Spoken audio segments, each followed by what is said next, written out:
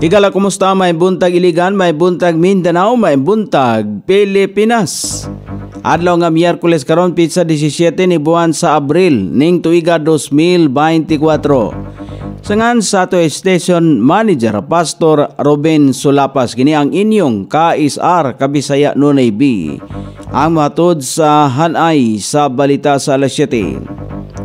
O karon sa uluhang tudling sa mga balita, ICPC gagiya o gatabang sa ubang hugpong pagdevelop o proyekto o pagpa-accredit. Paggamit og renewable energy hisgutan sa Mindanao Power Summit. Overpriced nga tablet giuli.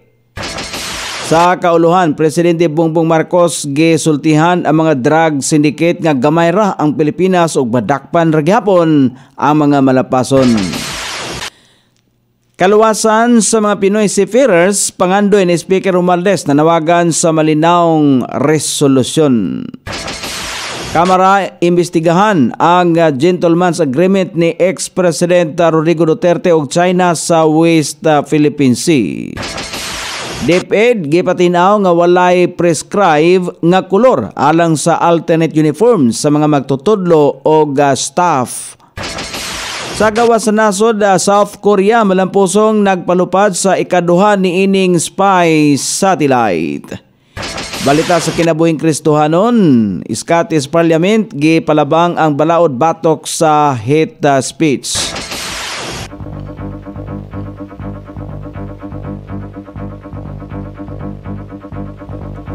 Ini ang uluhang tudling sa tumabalita nga dalit kanato ning istasyon. DXSR 106.7 sa inyong FM dial. Ang bugtong radyo sa dakbayan siligan nga nagsibya sa balang kasulatan, pinasubay sa inspired and preserved. Not simply dictated King James Version sa Angkor Broadcasting Corporation. O karon sa kompleto nga detalye, unas balita din sa Iligan.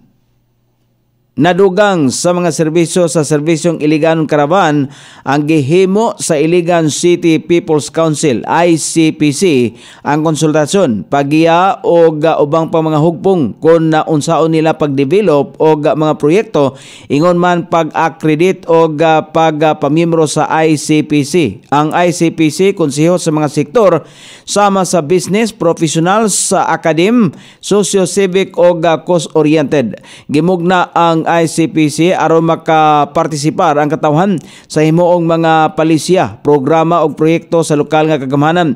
Niini nga paagi masiguro nga angay og haom sa panginhanglan sa katawhan ang pagdumala og sa serbisyo sa LGU.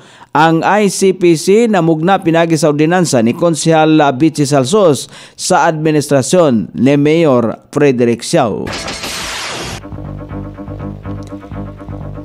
Gilauman sa ipahigayon nga Mindanao Power Summit sa Mayo 30 ug 31 ning tuiga 2024 nga adunay mga makuhang commitments alang sa research and development, legislative agenda ug energy plan. Ingon man na mapalambo ang paghimo og renewable energy dinhi sumala pa sa Iligan Chamber of Commerce. Samtang nang hinaot ang LGU Iligan nga sa summit adunay mahuna-hunaang praktikal o brato nga teknolohiya ang mga kompanya sa kuryente sa Iligan og silingan nga mga dapit. Sukad sa 2018 midaghan ang coal plant sa Mindanao apan mimahal usab ang presyo sa kuryente tungod sa pagsaka sa presyo sa krudo og coal. Sumala pa sa ni Konsehal Marlene Yang adunay paningkamot ang LGU nga makahimo og enerhiya gikan sa mga basura ingon man adunay investor og solar farm. Giday usab ni Iligan City Mayor Frederick Siao ang pag-promote sa renewable energy o paningkamutan nga mamahimong supisyente ang enerhiya sa Mindanao. Wala dawatan ni Iligan City Mayor Frederick Siao ang tablet nga gipalit sa administrasyon kaniadto alang sa mga magtutudlo og non-teaching personnel.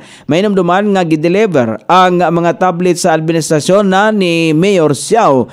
Gipasabot ni Mayor Siao atol sa Education Summit nga mahal ra kaayo ang mga nahiskutang gadget sa Audit Observations Memorandum 2022 01 nga nadawat sa LGU tuig 2022 gikan sa Commission on Audit, giingon nga anaara unta sa 4,399 hangtod sa 9,999 pesos ang branded o dili branded nga tablet, apan gipresyuhan kini og 13,000 pesos matag usa. Wala sa annual procurement plan ang pagpalit ini. Dili balido og walay otoridad ang supplemental budget nga gigamit alang sa pagpalit og walay business permit sa iligan ang midaog nga bidder sa supplier. Kon supplier miingon usab ang AOM nga hinay ang processor sa gadget nga gideliver kumpara sa nabutang sa kontrata sa LGU og supplier. Gawas pa nini kulang ang bidding document sa supplier og walay may representar sa DepEd atol sa bidding. Sumala pa ni Mayor Siao, mi pahayag ang supplier nga mo demanda ubos sa Government Procurement Policy Board Resolution 018-2004 mahimong i-terminate ang kontrata sa gobyerno og supplier kon wala gisunod sa supplier ang nabutang sa kontrata. Gilikayan sa lokal nga kagamhanan nga maisyuhan sa kuha og notice of disallowance tungod sa irregular og sobra kamahal nga transaksyon. Hinon atol sa Education Summit nagpahayag og ubang suporta si Mayor Siao sa sektor sa edukasyon sama sa libreng wifi diha sa mga eskwelahan, learning materials, upskilling training sa mga maestra o uban pa. O karon sa balita sa kauluhan nga mabasa sa nagkalain-laing gula sa pamantalan karong adlaw nga nahipo sa lawak balitanan ning istasyon. DXSR 106.7 sa inyong FM dial. Ang bugtong radyo sa Dakbayan Silingan nga nagsibya sa balaang kasulatan pinasubay sa inspired and preserved, not simply dictated King James Version sa Anchor Broadcasting Corporation. Gipasidanan ni Presidente Ferdinand Marcos Jr. ang mga drug syndicate nga dili moundang sa ilahang illegal drug activities nga madakpan usab kini tungod kay gamay lang ang Pilipinas. Gihimo sa Presidente ang pamahayag sa pagpahigayon ini og pag-inspeksyon sa nasakuti nga kapin sa 13 bilyones pesos nga kantidad sa shabu sa Alitatag, Batangas kagahapon.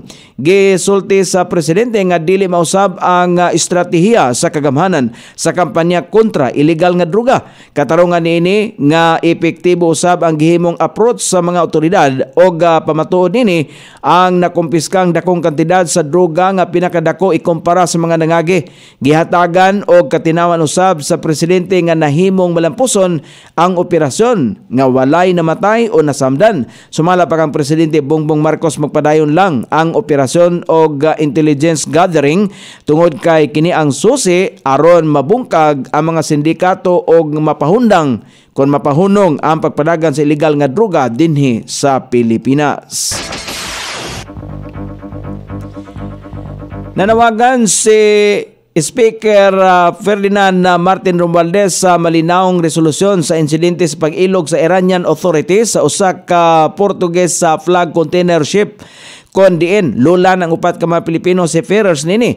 Gihatagan og katinawan ni Speaker Romualdez nga ang kamahinugdanon nga masiguro ang kaluwasan sa upat ka Pilipinong seaman nga sakay sa MSC Ares nga giilog sa Islamic Revolutionary Guard Corps sa Iran niadtong Sabado sa buntag sa Strait of Hormuz. Kumpiyansa usab sa Speaker Romualdez nga adunay mga laka nga gihimo ang Department of Migrant Workers DMW pinasubay sa direktiba ni Presidente Ferdinand Marcos Jr. nga tabangan ang pamilya sa mga tripulanting Pinoy. Sumala pa niya sa kasamtangan nakigtambayayong na usab ang DMW sa Department of Foreign Affairs, Ship Manager, Operator o Manning Agency aron maluwas ang mga Pilipinong manlalayag. Gisulti pa ni Speaker Romualdez nga mahinungdanon ang kooperasyon o ginhanaling paglihok alang sa malinawong pagsulbad sa sitwasyon.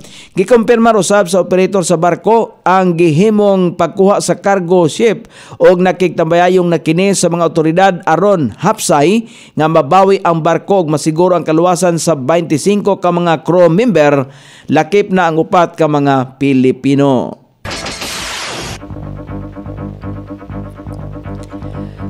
Magpahigayon og investigasyon ang House of Representatives kalabot sa Gentleman's Agreement tali nila ni kanhi Presidente Rodrigo Duterte og Chinese President Xi Jinping kalabot sa paglimitar sa supply nga gipadala sa mga sundalong anaa sa BRP kon BRP Sierra Madre. Sumalabak ang House Majority Leader Manuel Jose Manix sa Dalipe, kini mao ang isip tubag usab sa hangyo ni Assistant Majority Leader J. Konghon. Labaw na nga nagtuo ang mga eksperto nga ang naasoyng kasabutan ang matawag nga treason o pagbudhi. Ilabi na og kini mao ang gihimo sa kanhi Pangulo sa nasod. Gisulti ni Dalipe nga protecting our national territory and marine resources are of utmost importance. Miuyon usab niini ang magbabalaod ngadto kang Konghon og pipila pa ka mga kaalyado nini sa ubos balay balaoranan nga kinahanglang susihon ang mga implikasyon sa gikaingong kasabutan katungod sa katungod og soberanyas Pilipinas. Magsugod usab ang magbukas ang sesyon sa Kongreso sa umabot nga Abril 29.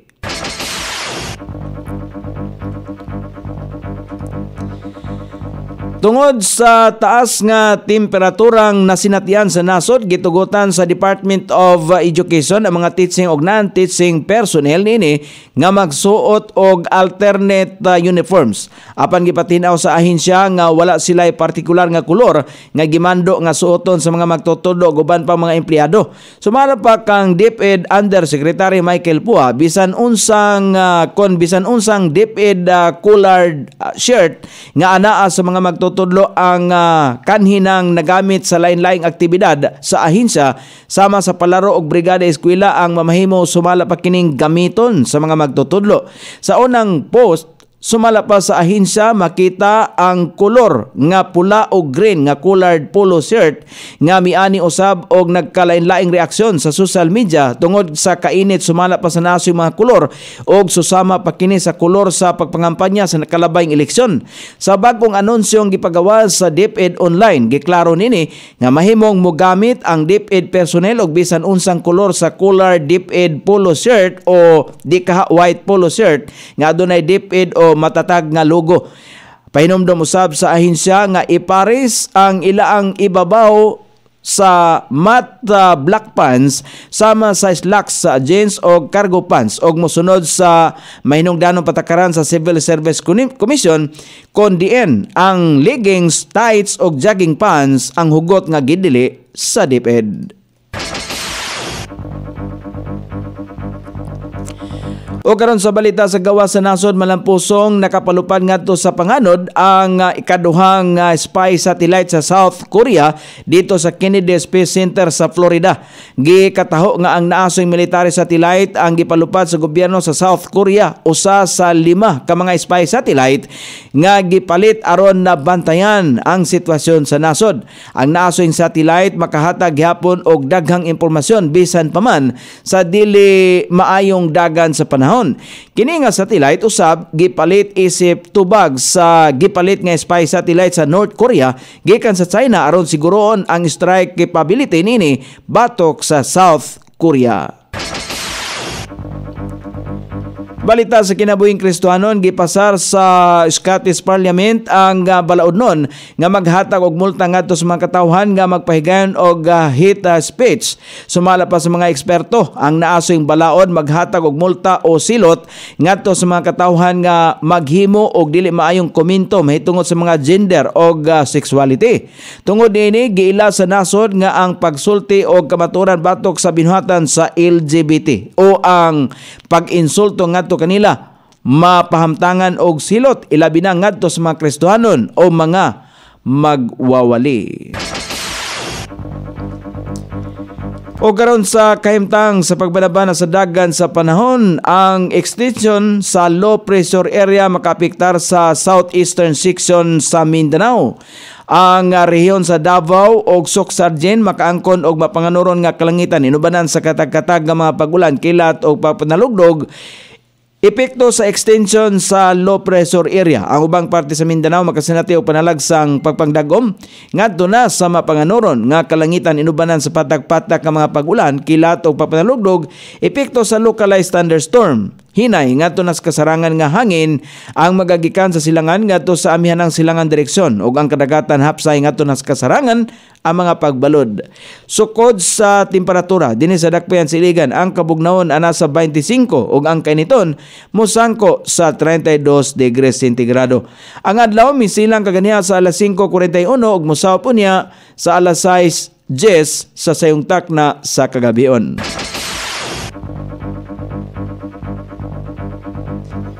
Inyong nabati ang kinatibuk ang hanay sa balita sa alas 7 nga dalit kanato ning istasyon.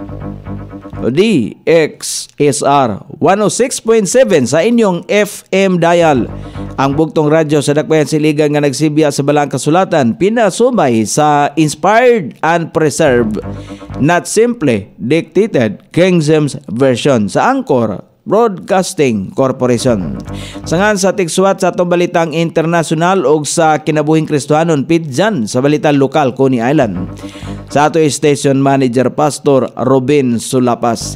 Kini ang inyong KSR Kabisaya Nonay B. Magpasalamat ug mingon. Mayang buntag, Iligan.